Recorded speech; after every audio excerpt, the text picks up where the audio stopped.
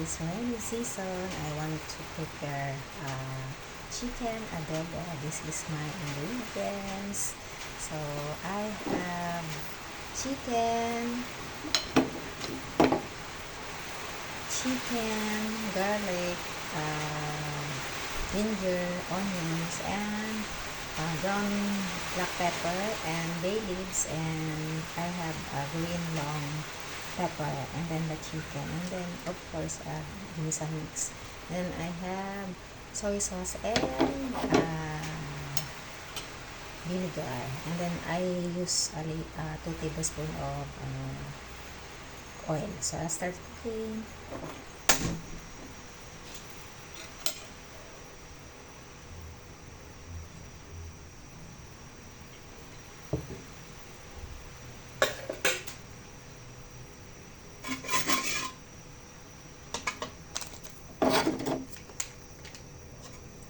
So I saute the garlic and the onions.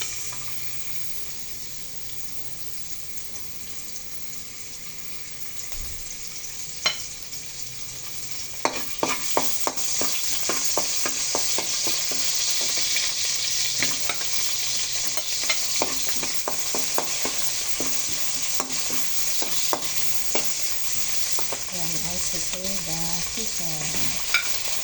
So that it's gonna be cooked. And then I add the garlic and the bay leaves. And then of course our ginger. I cut into strips. I add the salt.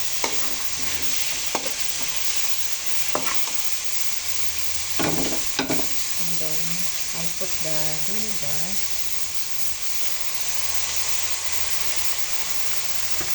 5 tablespoons of vinegar, and then I cover it for a while so that it's gonna be the chicken absorb the vinegar.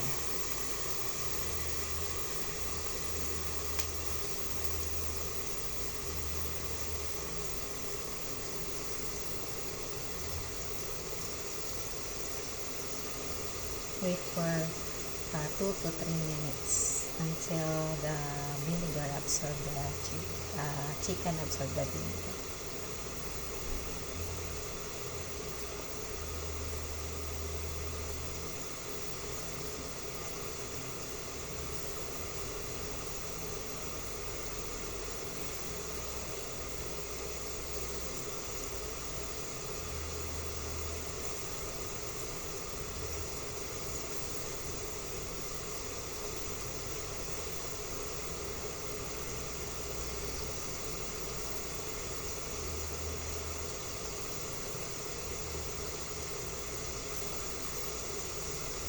Okay, I'll check it. Then I put my soy sauce, 1/4 cup of soy sauce. And then I'll put the green chili.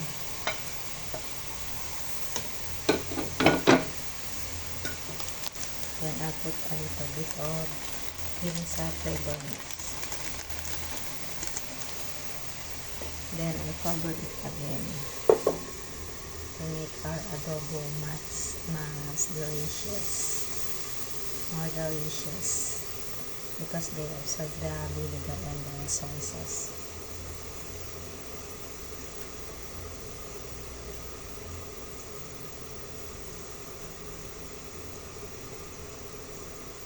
Then I'll check it again.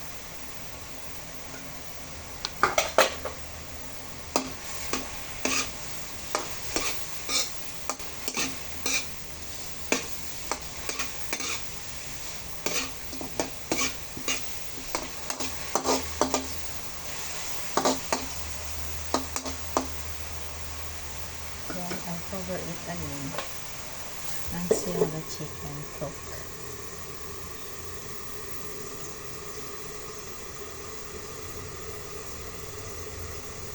I slow down the fire.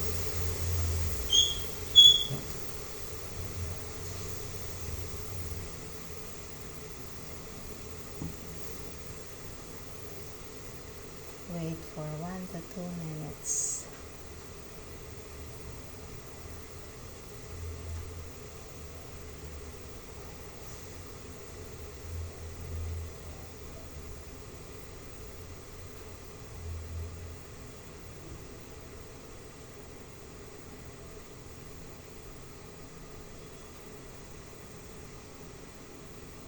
Okay, I'll check it.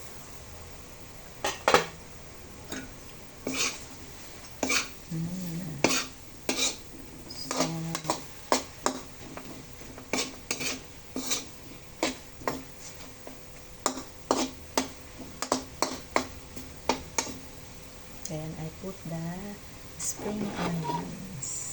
I cut into smaller pieces.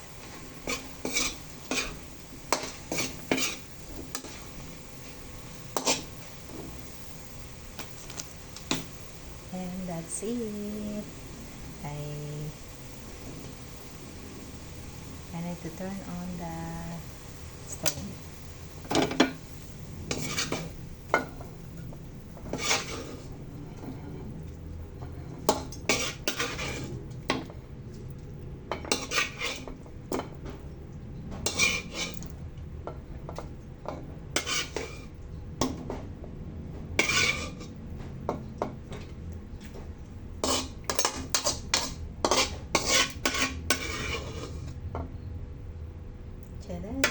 This is the adobo, chicken adobo. Let's see.